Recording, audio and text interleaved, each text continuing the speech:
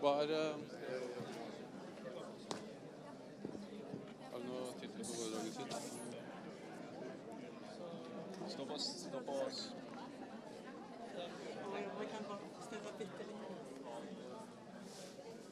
De to er i styret.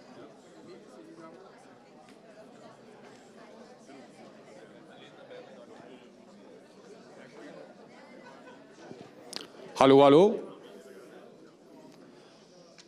Da håper jeg alle har hatt en god lunsj og er klare for en ny dag med nye foredrag og ny lærdom og ny kunnskap. I dag er vi så heldige å ha med oss Aviva Klompas, som skal snakke om kulissene bak i FN, hva som foregår der. Aviva Klompas is the founder and leader of Boundless, an organization that combats anti-Semitism in social media.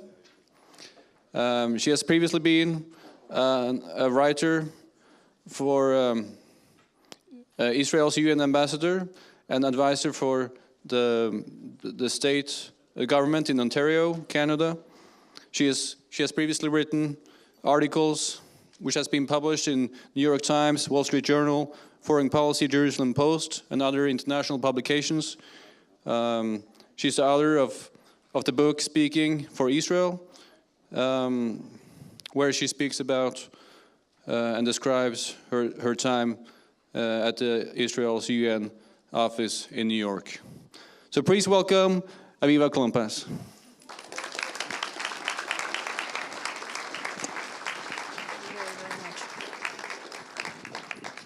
Thank you, Lars. Good afternoon, everybody, and thank you for having me here. It's my pleasure. I know we're doing simultaneous translation, so I'm going to try to go slowly, and somebody will wave at me if I pick up speed and I'm going too fast. So you heard, I used to work as the speechwriter for the Israeli delegation to the United Nations. Now, everybody that works in that job is going to tell you that they worked there during a very eventful period. That is the nature of working for Israel in the world. But I worked there, I think, during a very particularly interesting time. Because while I was there was the collapse of 4 Middle Eastern states, faltering Israeli-Palestinian peace talks, waves of terrorism, stop-and-go nuclear negotiations that culminated in the Iran deal, an attempt to push Palestinian statehood through the Security Council, and history repeats itself at the UN because they're trying to do it again now. There was the kidnapping and murder of 3 Israeli teenagers, Eyal, Gilad, and Naftali, and then 50 days of war between Israel and Hamas, which at the time felt like a lot of days of war, but obviously pales in comparison to what we are seeing and experiencing right now. And that's just what was happening in the Middle East. There was also the United Nations to deal with, an institution that is notorious for its bias against Israel. It's because of the UN. There is some interference, we don't know why. Do you want me to switch to the other mic? Let me try. Okay. Don't speak about the UN. But for me personally, one of the biggest challenges of that time in my life was that, you heard I grew up in Canada, I'm Canadian, was that I went from working as a policy advisor in the Canadian government to being a speechwriter in the Israeli government. Meaning I went from working in the most politically correct place in the world to probably the least politically correct place in the world. A lot of yelling and a lot of doors were slamming, and I still don't really understand why. And I remember very early on in my job, I was sitting in my office. I didn't really understand my role in the workings of the UN yet because it was too early. And there was a whiteboard on the wall that listed all the assignments that I had. And when you work as the speechwriter for Israel at the UN, you're actually responsible for all English language communications. So you're writing speeches and you're writing letters to the Security Council and the General Assembly for every single small violation of anything having to do in the world, which is absolutely constant every single day. And you're writing op-eds in major newspapers, and you're also writing social media posts. So it was an overwhelming amount of work for one person. And I was sitting there feeling sorry for myself, very woe is me. And one of the Israeli diplomats, my colleagues, comes bursting into my office and in the very direct, very abrupt manner of an Israeli, says to me, "Let me ask you a question. Why would you leave a calm and comfortable government job in Canada with a pension to come and work for one of the most hated countries in the world? Hishtagat, which is Hebrew for, are you crazy? Now that did not make me feel any better, but it's an important question. Why do we set aside what is calm and comfortable in order to speak up and stand up for Israel? And the more important question is, how do you do it when you're facing incredible bias, when everything seems to be against you, when it defies logic and reason and morality, and this is the system in which you have to find yourself? That's what I want to speak to you about today. But before we do that, I want you to understand why the United Nations is so inherently biased. I apologize. I said UN every time I say it. Biased, it's a sessionism in the UN. This is going to be complicated. Why the UN is so... Are you my savior? Maybe. Thank you.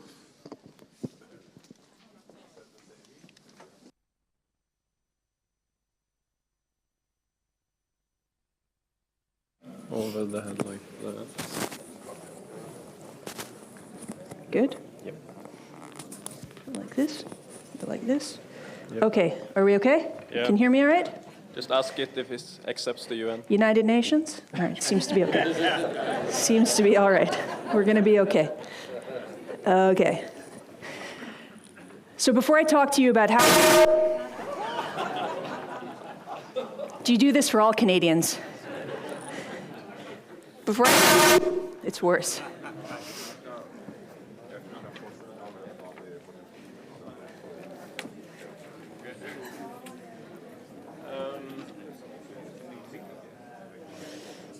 Han tror at det er politibilene som forstyrrer utenfor. Det er noe interferens på radiosystemet. Some interference from the radio of the police cars outside. Oh, okay. Because we didn't have this problem this In the morning. past. But I think we should just go ahead. Power through. Okay. Well, it's the story of my next book, just power through. I want to talk to you a little bit about why the United Nations is so biased.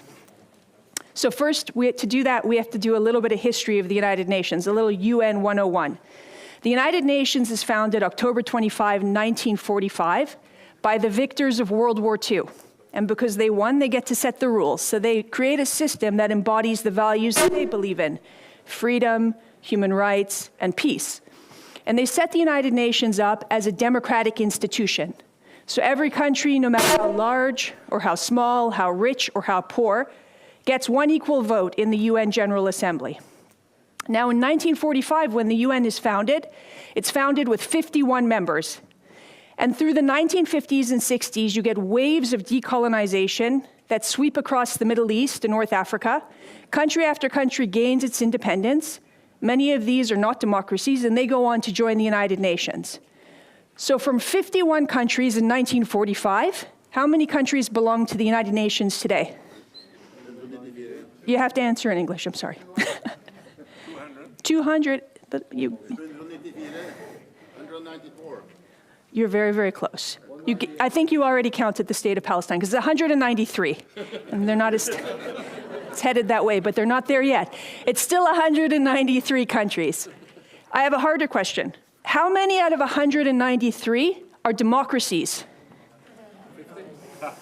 Is that a number or percent? 50 out of 193? We have a pessimist with us. It's a little bit better than that. Any other guesses? 75. Closer. It's 87, which is 45%. So the first thing you need to understand about the United Nations is that the majority of members are not democracies. And in fact, the majority of people in the world do not live under democracies, something that I think sometimes in the West we lose sight of. So you have 193 countries. You have one Jewish state. You have 22 Arab states. You have 57 states that belong to something called the Organization of Islamic Cooperation. Much better, thank you. And then, I think it's when you sit there, if I'm being honest about it.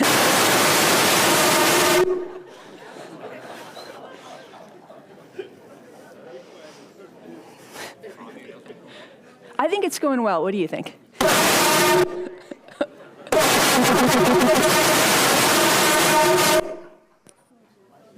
me try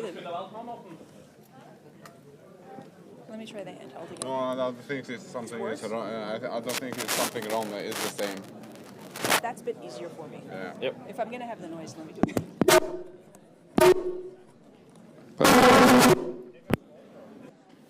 Did you have it this morning? No, but now we have some translation system. So what? And the police cars outside, so I don't know if there's some interference or... Now we try to... Testing. Beklager dette her.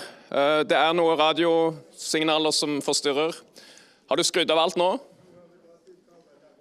Ja. Så la oss forsøke igjen. Do you want me to try without the microphone? No. Do you want me to try without the microphone? No, we need the microphone for the... For the translation? Okay. 193 countries, 1 Jewish state, 22 Arab states, 57 states that belong to something called the Organization of Islamic Cooperation. It describes itself as the voice of the Muslim world.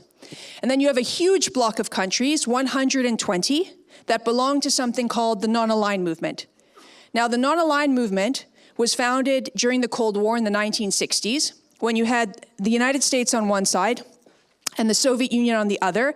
And there were lots of countries, small countries, mostly in Latin America and Africa, that didn't want to pick a side. Why? Nobody wants to find themselves backing the loser with the repercussions. So instead, they formed their own bloc. And it grew and grew and grew over time, and today it's 120. When 120 out of 193 countries vote as a bloc together, that's a done deal. We call it the automatic majority. Now, when I was working for Israel at the United Nations, the chair of the non-aligned movement, so the country that was sending directives to all the other countries about how to vote, was none other than Iran. Now we understand why things go so wrong for Israel. Now the chairmanship rotates. So after Iran, it went to Iran's BFF, its best fanatical friend, Venezuela. So ideologically the same, no change there. And it continues. So the chairmanship changes, but the voting patterns at the United Nations stay the same. Most of those 193 countries cannot point to Israel on a map, and they don't care about Israel's regional issues. They care about their own interests, and those interests are getting directed and dictated by other larger countries, and so the voting patterns are the same. How do we see this playing out? So you have the United Nations General Assembly, which sits in Midtown Manhattan in New York City, and every year in the General Assembly, there are between 15 and 20 resolutions condemning Israel. Now, for comparison's sake, how many resolutions were there against Iran? Remember the Women Life Freedom Movement? We saw tens of thousands of people in the street. We saw arbitrary arrests. We saw detention. We saw people being tortured and murdered. We saw people being executed. We saw the morality police arresting women and beating them to death. We saw people being arrested for the crime of, quote unquote, spreading corruption on earth, which is a catch-all for being able to arrest anybody for anything. You see people that are part of the LGBTQ movement being hanged from cranes in the center of city squares in Iran. How many resolutions were there condemning Iran last year? 1. There were 15 resolutions condemning Israel and 1 resolution condemning Iran. How many resolutions against Syria, which has used chemical weapons against its people? Again, arbitrary arrest, detention, torture, no voting, no free press, no free speech. There's reports from the United Nations that the regime of Assad will arrest and torture children in order to get their parents to turn themselves in. How many resolutions last year against Syria? 1. 15 resolutions, a good guess. 15 resolutions against Israel. Last year there was 1 resolution against Iran, 1 against Syria, 1 against Myanmar, 1 against North Korea, which literally uses starvation as a policy to control its population. There are actually 2 against Russia, 1 for its war in Ukraine, 1 for its crimes in Crimea. And there was 1 against the United States for its embargo of Cuba, because again, democracies get beaten up in the United Nations. And that's the General Assembly. The first ambassador of Israel to the United Nations, his name was Abba Eban, he said, if Algeria were to introduce a resolution tomorrow that said the world was flat, and Israel had been the one to flatten it, it would pass by a measure of 100 to 10 with 50 abstentions, because that's the bias against Israel at the UN. You just put Israel's name on it and then everybody votes against it. That's how that works. That's the General Assembly. Then you have the Human Rights Council, which sits in Geneva. It has 47 members, they rotate. Now the Human Rights Council is sitting in judgment of all the countries in the world and their human rights records. So let me tell you some of the current members of the Human Rights Council. They include China, Cuba, Eritrea, Qatar, Somalia, Sudan, and the list goes on because 70% of the members currently of the UN Human Rights Council are not democracies. The countries sitting in judgment of the rest of us for the human rights records themselves are not democracies with stellar human rights records. In fact, in the history of the Human Rights Council, 50% of the resolutions that it passes condemn Israel. They're so meticulous in their condemnation of Israel that they have two set agenda items that are every year the same.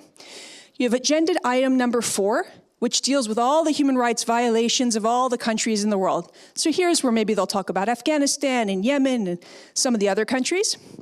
And then you have agenda item number 7, which deals with the human rights violations of one country and only one country, and that is the State of Israel.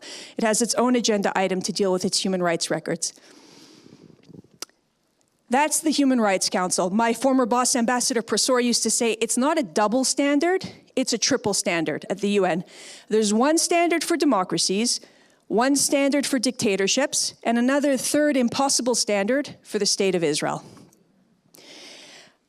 The list of the ways that the bias at the UN manifests in every agency and body goes on and on and on. And I don't need to belabor the point to you that the UN is biased against Israel. I wanted to explain to you why it's systemic and inherent.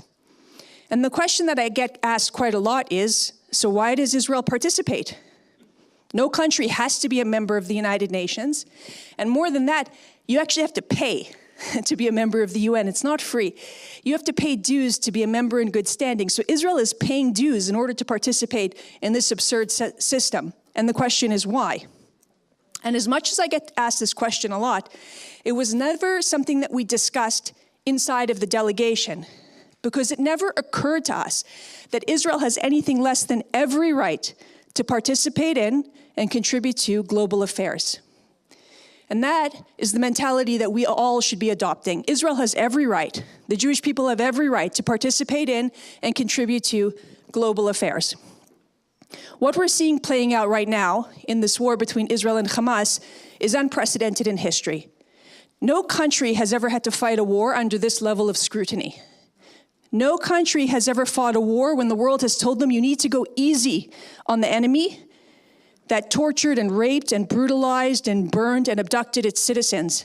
No country has ever been told you need to send in food, knowing that food will be stolen by the enemy and used to prolong the war.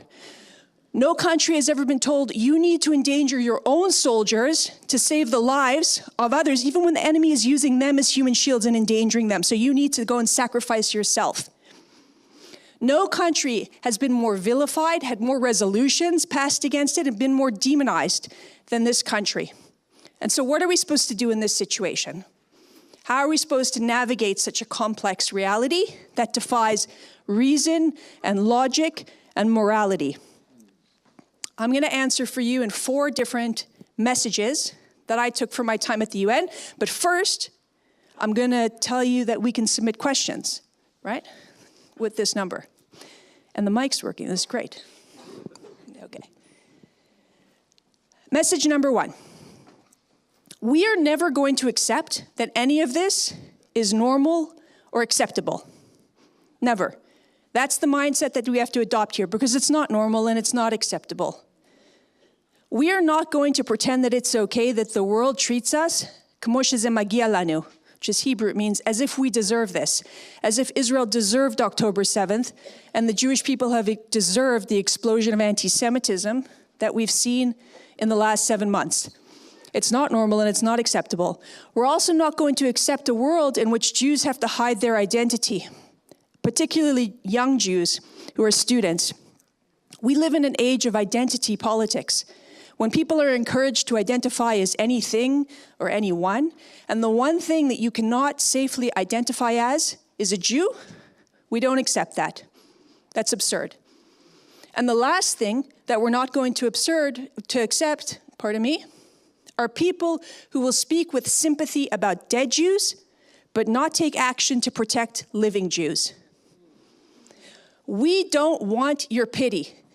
We want the situation to be fixed. And if you don't care to fix it, we don't care to hear your empty statements.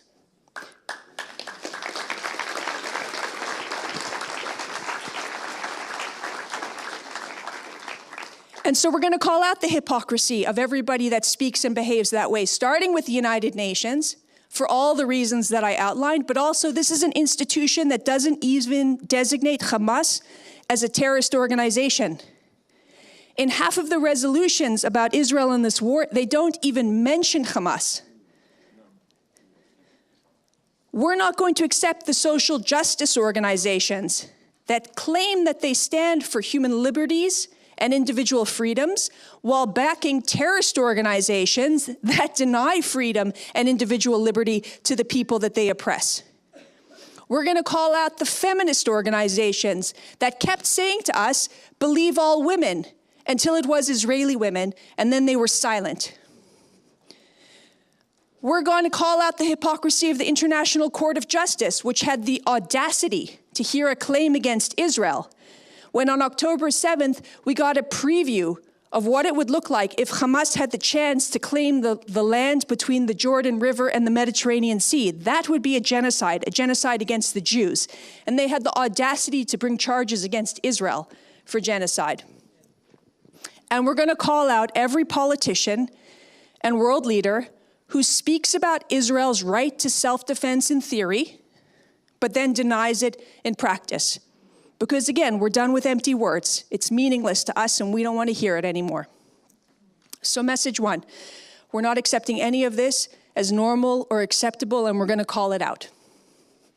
Message two, we have an important message to convey and we're not doing a good enough job. We need the world to understand that Israel is the appetizer and the main course is the West. And the countries that are spreading anti-liberal, anti-democratic values are watching closely. And they're learning and hearing all the wrong messages. China is watching how the West responds as it's considering what it's going to do in Taiwan. Russia is watching what's going to happen as it considers its next move in Ukraine and potentially further incursions into Eastern Europe. And of course, Iran is watching closely.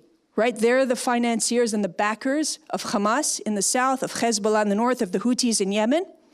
As they're making their calculation, they've already managed to destabilize Syria, Lebanon, Iraq, and Yemen. And there's been no real consequences for it. They shoot 100 drones and weapons, no real consequences for it.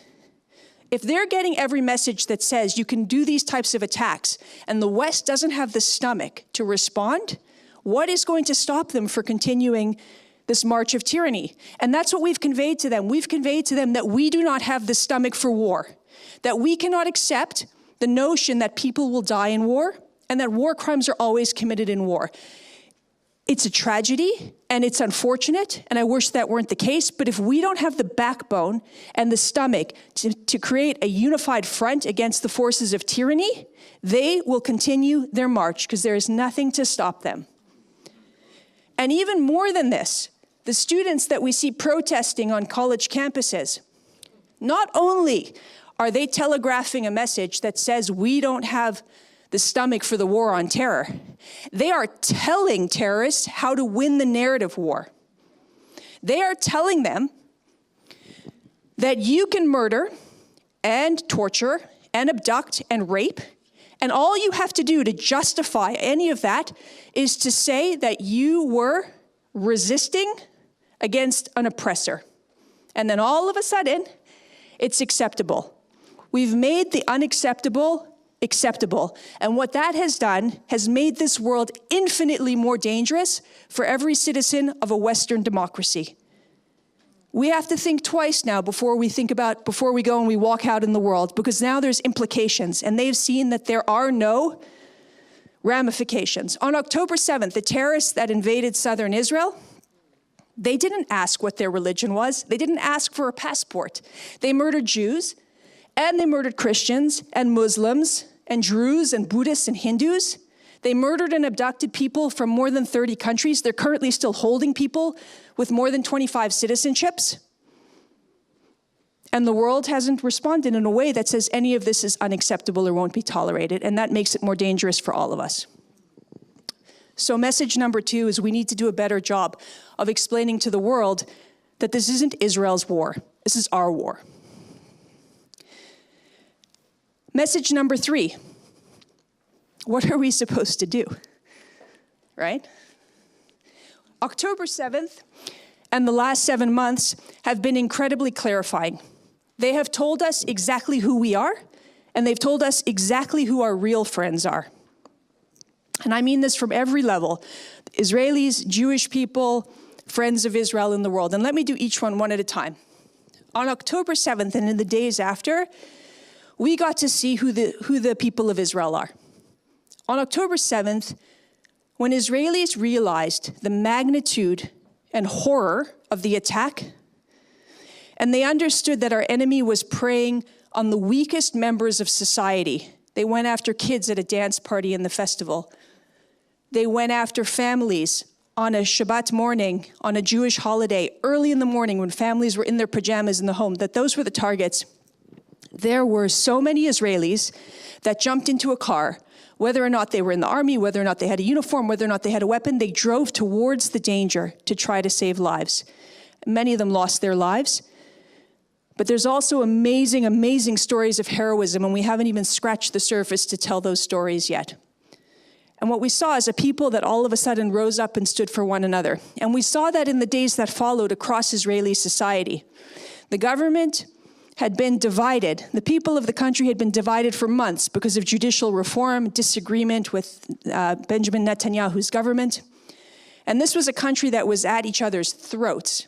And then in a moment it changed. It didn't matter anymore. And what you saw was civil society rise up in a way that it hasn't in the history of the state of Israel. You saw people rushing to take care of the survivors from the south, to find homes and clothing, and take care of the people that had been evacuated from both the south and from the north. You saw them step in to take care of families that had to send people to the army. So spouses all of a sudden that needed help with the kids, parents that all of a sudden their kids were gone, so on and so forth. The way that they came together is unbelievable. And then you saw the character of the Jewish people around the world that raised incredible sums of money. Every El Al flight that was going to Israel, every El Al flight that was going to Israel was carrying stacks of duffel bags filled with equipment. Did it matter if that was the equipment that was needed or whether it passed Army standard? It did not matter. We were sending it because that's how we show that we care.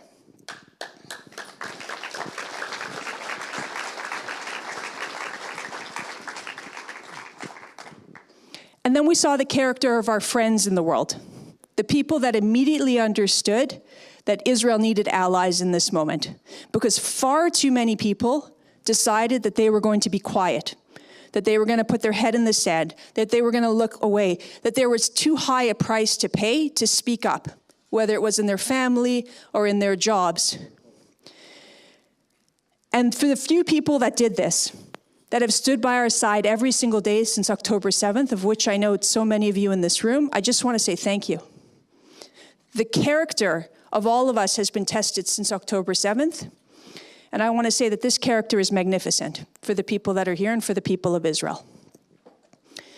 My former boss, Ambassador Persor, he used to have the same line that he would say to us all the time. He would say, "Walk tall and proud, knowing who you represent and what you represent." So that's my message to all of you, is to walk proud because you know who you are and you know what you represent, and it's magnificent. And to those of us in the room who are Jewish, just one more sentence for you. The late Rabbi Sachs, the former chief rabbi of England, he used to say, there are always going to be people in this world who look down upon the Jews. And the only response to that is to walk with your head held high so that they have no choice but to look up in order to be able to see you.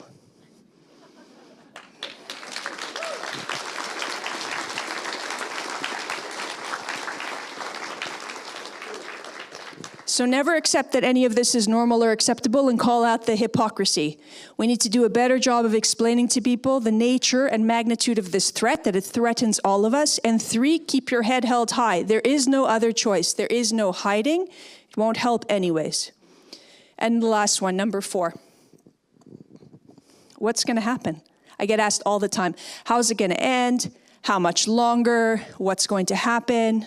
And now most people would say, I'm not a prophet, I can't tell you. Not me. I'm going to tell you what's going to happen. I'm happy to. I have a real interest in history and Israeli history, so I can tell you what's going to happen by looking at history. This is not the first time in Israel's history that it has found itself fighting for survival, found itself isolated and unpopular in the world, faced with all sorts of threats, economic, diplomatic, legal, right? Economic and so forth. This is the situation that Israel was in. It's almost 76 years. It'll be 76 years on Tuesday. That's when Israel will have its Independence Day. Israel was founded in 1948, 3 years after the Holocaust decimated European history. And in those earliest days, it's fighting existential wars for its survival. It's attacked by 7 Arab states. It's under an arms embargo. It's devastatingly poor. It's a country made up of immigrants and Holocaust survivors, and as soon as Israel is declared, the surrounding Arab nations ethnically cleanse their Jewish populations. They drive them out. And so it has hundreds of thousands of new immigrants who come penniless. And all of them need a place to live, they need food, they need to learn the language, they need jobs. And Israel is struggling to provide for them. Israel is a developing country for its first 10 years. It is literally on the brink of economic collapse. And it had every justification to decide to turn inwards and care only for itself. But that has never been Israel's outlook.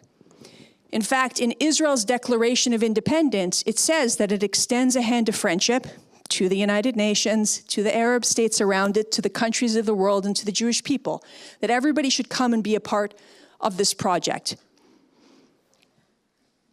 Israel, when it is just 10 years old, when it is a developing country, founds an international development agency.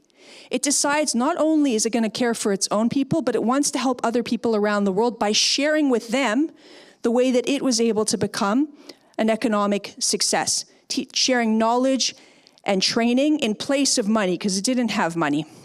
And Israel has an international development agency before the United Nations, before the United States, before Canada, before England. It's one of the first countries in the world to extend a hand in friendship and partnership to the rest of the world. And Israel continues to do this work engaging with the world. It goes from being a developing country to a prosperous member of the OECD, and it rightfully earns the nickname Startup Nation. So when you say to me, what's going to happen next? I will tell you. It's going to continue to have medical marvels. It's going to continue to have scientific discoveries.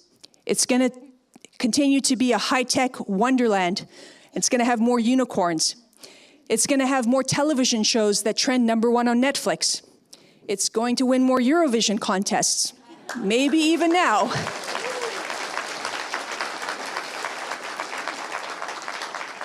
It's going to sign a normalization and peace deal with Saudi Arabia, and it's going to offset Iran by bringing greater stability to the Middle East.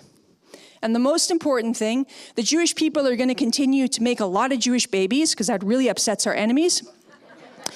And we're going to raise them to be proud citizens of this world who walk with their head held high, that are going to make this world safer, more prosperous, and healthier for all of us. That's where this is going. 100 generations of Jews dreamed of a sovereign Jewish state. And as I said to you, Israel's going to turn 76, meaning 4 or 5 generations have had the blessing to live in that sovereign Jewish state and to have what we say in Israel's national anthem, Lihiyot am chofshi be'aratzenu, to be a free people in our own land. We have the land. We don't exactly have freedom from terror, from tyranny, from the threats. We're working on it, because here's what I know. I'm not an Israeli citizen. I don't have an Israeli passport. Hebrew is not my first language. I don't have a permanent address in Israel. And yet I know for certain that I can be a part of the story of Israel and the Jewish people. And that, my friends, is why I left a calm and comfortable government job in Canada to work for the great state of Israel.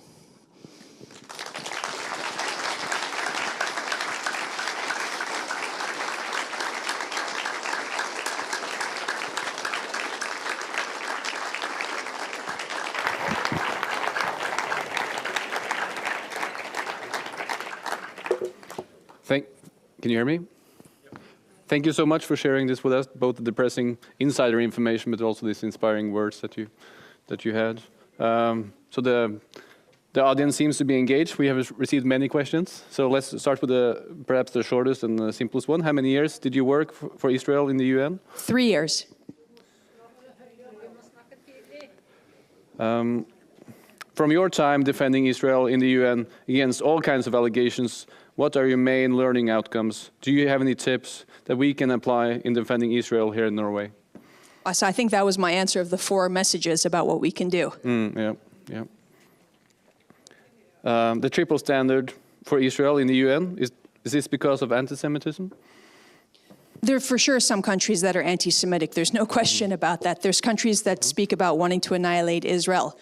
And to the people that call themselves anti-Zionists, there's always this question, is anti-Zionism anti-Semitism? And here's what I think about that. Israel was founded in 1948 with about 600,000 Jews. Today, as Israel is about to turn 76, it's about 10 million, okay, of which about 8 million are Jewish. In the year, so it's right now about half of the Jewish population in the world lives in Israel. When Israel turns 100, in 24 years and 2 days, the projection is that 2/3 of world Jewry will live in Israel. And so the people that are anti-Zionist, that say that Israel has no right to exist, I say to them, what exactly will become of the Jewish people? Because history and current events tell me exactly what will happen to the Jewish people if they don't have a homeland and if they don't have the ability to secure themselves by themselves. The people are saying that Israel has no right to exist. On behalf of 9 million Israelis, I say to them, no, we will not roll over and die. There are certainly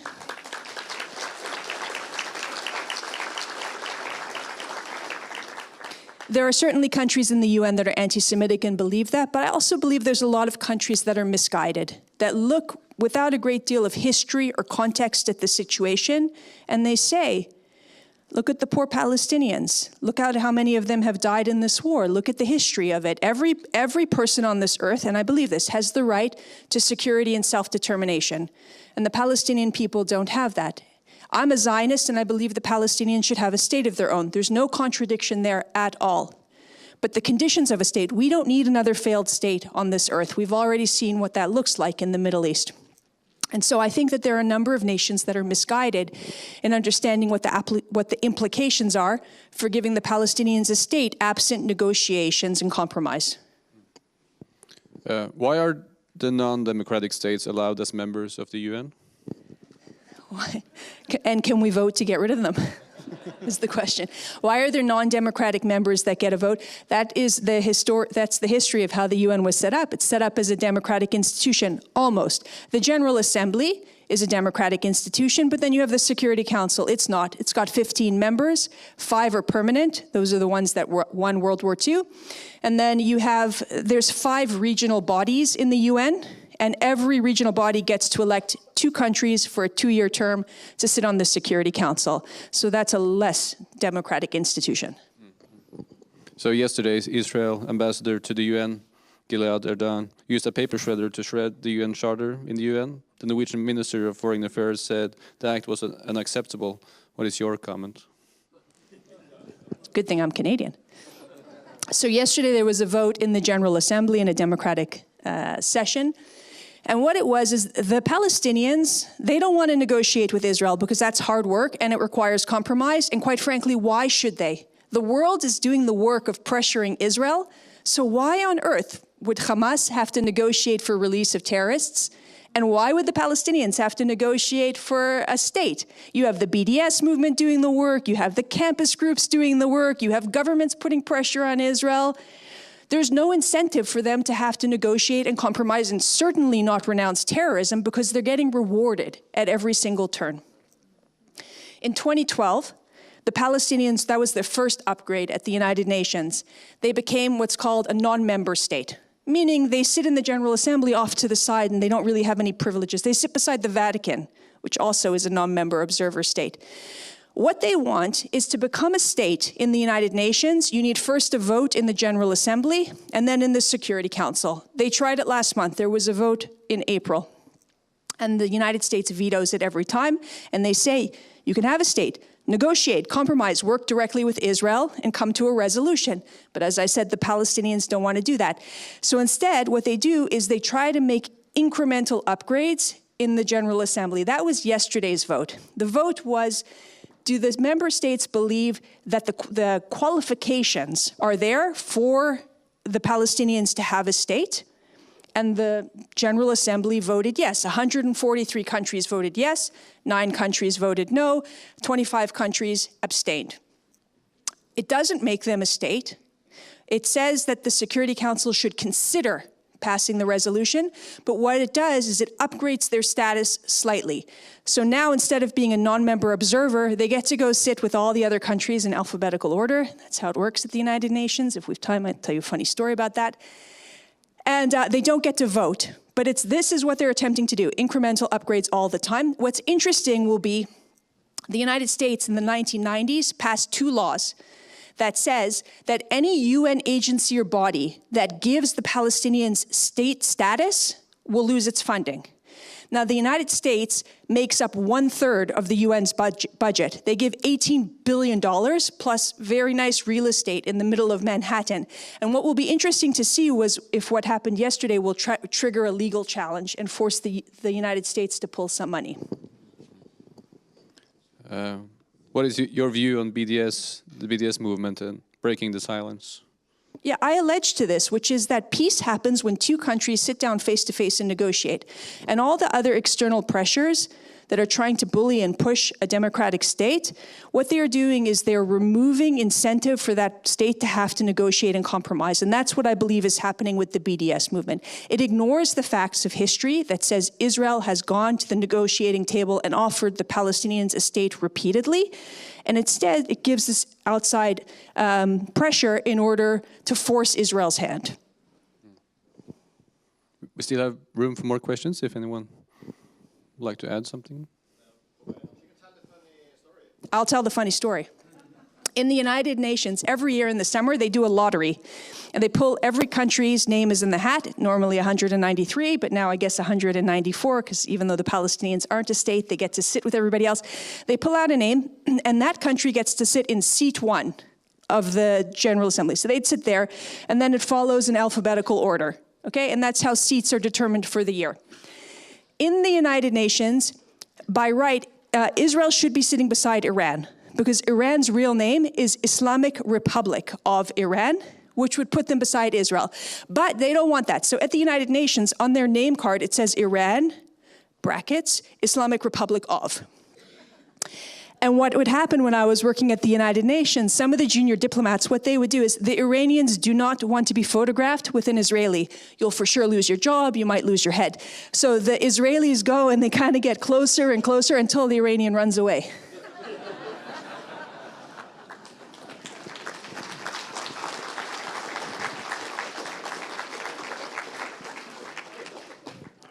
How do you think it's possible that the Hamas propaganda has been accepted in campuses across North America? How has it been accepted?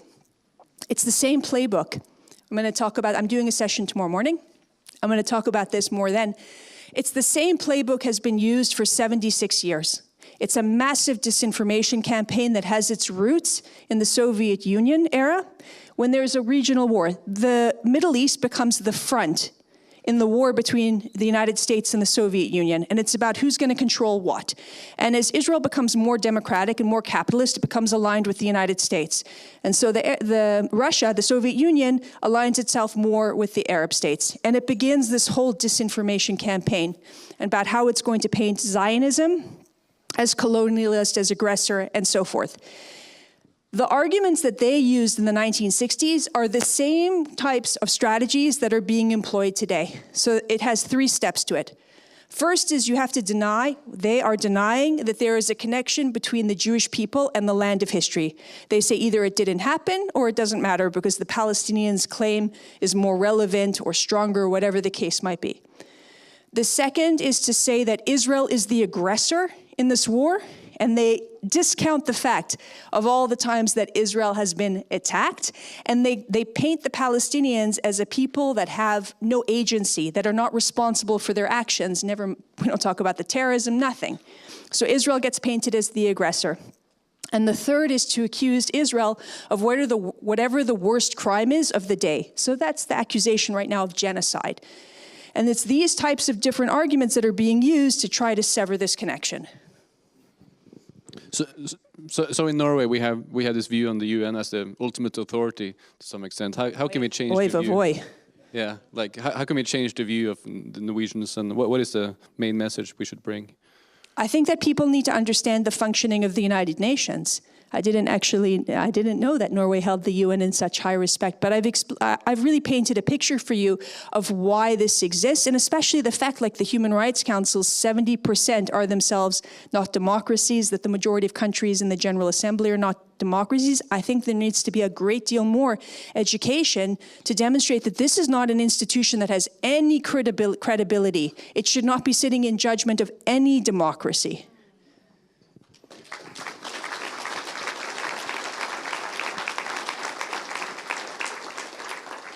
Thank you so much. I think we will close it here. Here's a small gift for this. So thank you very much.